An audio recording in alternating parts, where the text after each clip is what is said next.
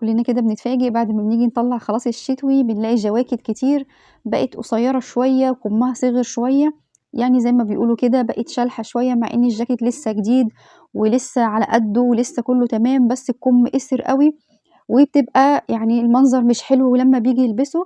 تعالي كده نحل المشكلة دي ونطول الكم، وما ترميش الجاكيت ولا تركنيه ولا تتكسفي يعني ان انت تلبسيه لابنك قدام حد وهو لسه جديد وزي الفل كده.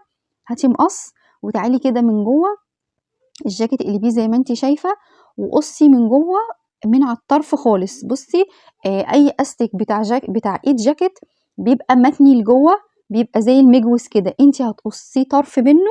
خلي بالك تقصي الجاكيت كله او تقصي الطرف اللي من باين من بره، لا انت هتقصي زي ما شفتي كده. انا مسكت طرف واحد قصيته كده من جوه بحيث فردت الكمام، وبعد كده هتنيها تانية صغيرة جدا.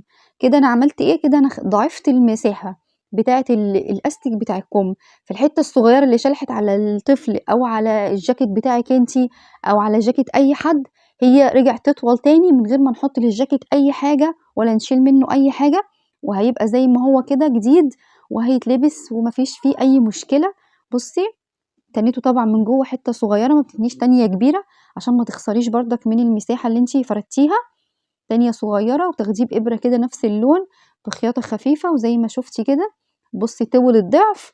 فالحتة الصغيرة اللي هتبقى قصرت كده من ايده رجعت تاني زي الفل، ورجع الجاكيت كده على مقاسه، سواء بقى جاكيتك او جاكيت زوجك او جاكيت ابنك.